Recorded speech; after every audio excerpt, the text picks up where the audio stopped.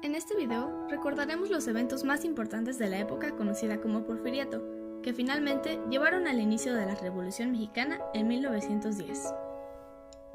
Porfirio Díaz fue elegido presidente y asumió su cargo en 1877. Los primeros años de su gobierno fueron de ajustes y buscó la paz. Consiguió aliarse con más personas y fortalecer su poder mediante la conciliación. Por ejemplo, pactó con los caciques regionales y puso a sus hombres de confianza al mando del ejército. También trató de desarrollar un proyecto, unificar a los liberales y reconciliar al gobierno con la Iglesia y los conservadores. El primer periodo presidencial de Díaz duró hasta 1880. El general Manuel González, quien lo sustituyó en el cargo, era su amigo cercano. Durante su gobierno continuó la reorganización del país. Se construyeron vías férreas, se creó el Banco Nacional de México y además se reabrió el Colegio Militar. También se firmó el Tratado de Límites con Guatemala. Se estableció la primera fábrica de armas en el país y se fortalecieron las relaciones diplomáticas con Estados Unidos y Europa. En 1884, el general Díaz volvió a ocupar la presidencia. Las acciones que emprendió le permitieron fortalecer su poder y mantener la estabilidad. Contó con el apoyo de políticos, militares, inversionistas, terratenientes y clases medias, quienes consideraban que Díaz debía permanecer en el gobierno para mantener el orden y el crecimiento económico del país.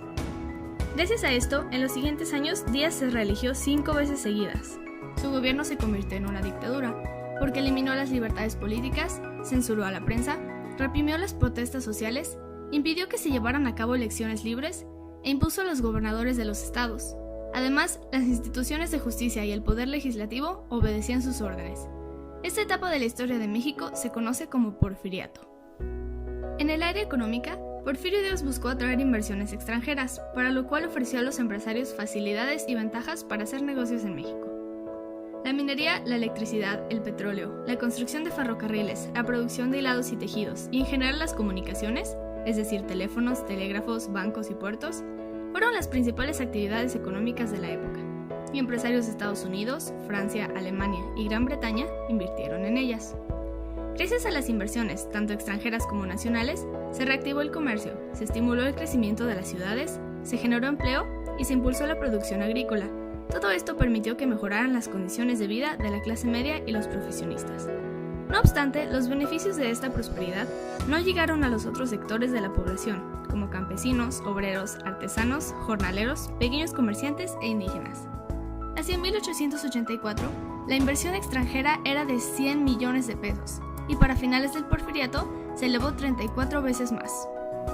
Al final del siglo XIX, empezó un proceso de modernización en nuestro país, debido al cual la vida en algunas ciudades tuvo cambios notables. En general, la tecnología transformó la vida y el paisaje de diversas regiones del país.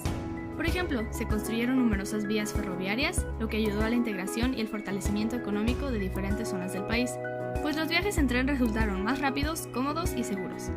También se introdujeron otros transportes, como el automóvil, el tranvía eléctrico y la bicicleta, que permitieron mejorar el traslado de personas y sustituyeron las carretas y los tranvías tirados por mulas. Las comunicaciones y otros avances tecnológicos modificaron la vida laboral y cotidiana. Con la generación y el uso de la electricidad en las ciudades, se favoreció una actividad nocturna más intensa.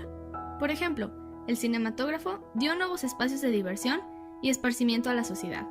La cámara fotográfica representó un medio para perpetuar escenas cotidianas y personajes de la época, y los teléfonos se volvieron el contacto de los comercios y las casas adineradas que tenían acceso a este medio de comunicación. Sin embargo, la introducción de estos avances hizo más evidentes las desigualdades sociales en el país. El crecimiento económico y la industrialización implicaron el dominio de unos cuantos. Las ciudades fueron el escenario en donde se podían observar con claridad los enormes contrastes entre la riqueza y la pobreza. Una vez establecidas las reformas liberales, el país continuó con el problema de la propiedad de la tierra. Para ello, el gobierno puso a la venta las tierras comunales y de la iglesia, ofreciéndolas a quienes tuvieran recursos para adquirirlas. Algunos empresarios y hacendados compraron grandes extensiones de tierra y formaron latifundios. Aunque de esta forma lograron aumentar la producción agropecuaria, afectaron a otros sectores de la población, como a las comunidades indígenas y campesinas, y a pequeños rancheros, quienes perdieron sus propiedades y no pudieron competir con los grandes hacendados.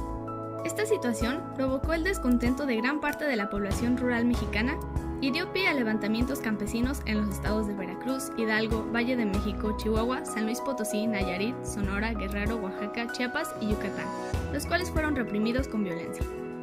Unos cuantos mexicanos y algunos extranjeros eran los dueños de la tierra y las fábricas. En cambio, la mayoría de la población no poseía una parcela para sembrar ni podía trabajar de forma independiente por la falta de recursos. Al no tener otra opción para sobrevivir, trabajaban como obreros en las fábricas o como peones en las haciendas. Tanto en el campo como en las fábricas, la jornada de los obreros y peones era de 12 a 15 horas diarias y recibían un salario que no alcanzaba para cubrir sus necesidades básicas. Con frecuencia se les pagaba con vales en lugar de dinero para comprar en las tiendas de raya, que era el lugar donde vendían a costos muy altos los alimentos básicos. Esta forma de pago los obligaba a solicitar préstamos por adelantado, que muchas veces los endeudaban de por vida. En las haciendas frecuentemente eran maltratados con golpes y castigos. Esta explotación era posible porque no existían leyes que protegieran a los trabajadores. Los mejores puestos eran para los extranjeros y se dejaba de lado a los trabajadores mexicanos. Ante esta situación, los obreros se organizaron en sindicatos y asociaciones para defender sus derechos. Utilizaron la huelga como recurso para exigir mejores condiciones de trabajo, pero estos movimientos fueron reprimidos por el gobierno porfirista. Entre las huelgas más importantes destacaron la de los mineros de Cananea, Sonora, en 1906, y la de la fábrica textil de Río Blanco, Veracruz, en 1907. Hacia finales del siglo XIX y principios del XX, se formaron distintos grupos políticos que exigieron elecciones democráticas. Asimismo, se fundaron periódicos opositores al gobierno, como El Hijo de Ahuizote, Excelsior y Regeneración. En 1908, Porfirio Díaz concedió una entrevista al periodista estadounidense James Krugman, en la cual afirmó que no pensaba competir en las siguientes elecciones presidenciales, pues consideraba que México estaba listo para gobernarse democráticamente, pero en realidad él no tenía la intención de abandonar el poder. Ese mismo año, Francisco I. Madero publicó su libro La sucesión presidencial en 1910, en el cual propuso crear un partido político que se opusiera a la reelección de Díaz. Al año siguiente, fundó el Partido Nacional Antirreeleccionista y se postuló a la presidencia de la República. Como candidato, viajó por el país para dar a conocer sus ideas políticas, destacando entre ellas su empeño en convertir a México en un país democrático, gobernado por la ley y donde los distintos grupos sociales vivieran en armonía. Madero obtuvo un gran apoyo durante su campaña electoral. Esto alarmó a Díaz, quien ordenó encarcelarlo bajo el cargo de sublevar a la población y de ultrajar a las autoridades. De este modo, las elecciones se realizaron mientras Madero se hallaba preso. Los votos a su favor fueron anulados, de modo que Porfirio Díaz volvió a ganar la presidencia. Madero logró escapar y protestó por esta situación por medio del Plan de San Luis, el cual convocaba a la población a levantarse en armas contra el gobierno.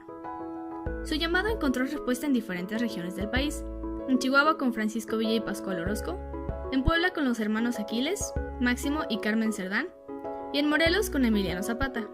Para principios de 1911, los levantamientos se extendieron exitosamente por diferentes regiones. En mayo, el general Díaz renunció a la presidencia y abandonó el país. Enseguida se realizaron elecciones libres, en las que resultó triunfador Francisco I. Madero. Y así fue como Porfirio Díaz finalmente se fue de México. Y todo parecía mejorar. Sin embargo, nuestro país siguió cambiando, y después de que Madero tomó el poder, se desató el conflicto civil más grande y mejor conocido que se ha dado en México, la Revolución de 1910. Muchas gracias por ver.